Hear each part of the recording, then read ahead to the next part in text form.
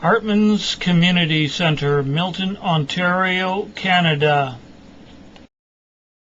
Dragonwarp Mysteries. Mystery of the Hooded Hawk.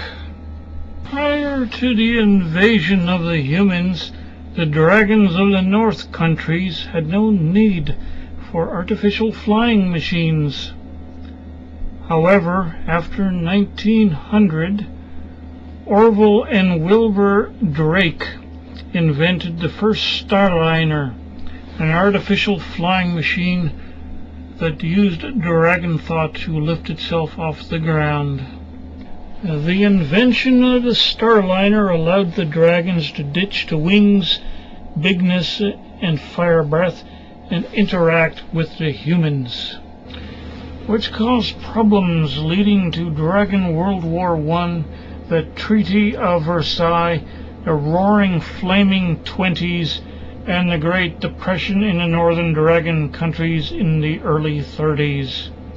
In Northern Europe, Prince Aragon overthrew the regency of his sister Princess Dorothea, and with his brown-scaled brutes brought in a new regime, the Nationalist Socialist Dragons. Puff had been developing a new flame-throwing Starliner for the Canadian aviation authorities, and aboard had been Prince Aragon's military observer, General Rummel Drake.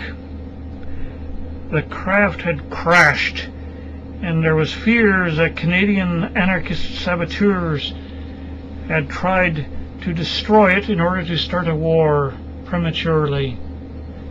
And the Rum Runner and the lady, head of Canadian Secret Service, needed to find out who the person was who had sabotaged the ship and keep Prince Aragon happy before he declared war on Canada.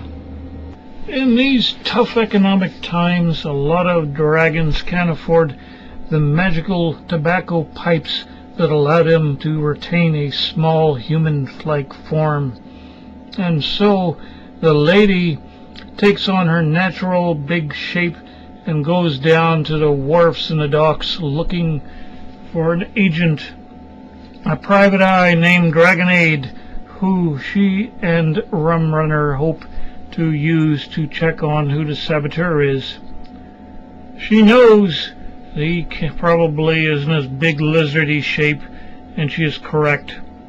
He couldn't pay his bill, reverted to his normal shape, and is now in a human prison, locked up, unable to escape. She bribes the guard with a magical pipe and tells it to slip it to Dragonade. And so, somewhere down below in the dungeons, Dragonade smokes the pipe, shrinks down in size, and manages to sneak out of the prison for a meeting with the Rum Runner. Dragonade, former employee in Rum Runner's Secret Service and currently unemployed private eye, saunters down the docks until he sees his old boss playing as usual with his revolver. His instincts kick in, and Dragonade carefully weaves his way to his boss through the crowd so that he won't be noticed by any humans who might be spying. As expected, the lady materializes from nowhere and keeps a backup lookout while the Rum Runner and Agent Dragonade, ex-Agent Dragonade, discuss the issue of finding the Canadian saboteur who had sent a Starliner with a member of Prince Aragon's staff into the waters only a few days earlier. The master spy tells his ex-employee that General Rommel survived the crash, a secret which is being kept from the public, whilst the Canadian spy agency tries to hunt down the Canadian anarchist saboteurs that wrecked the Starliner. The plan is that one of the agents will impersonate Prince Aragon over to Canada for an official state visit, and when the saboteurs make their move, they will be ready to capture them.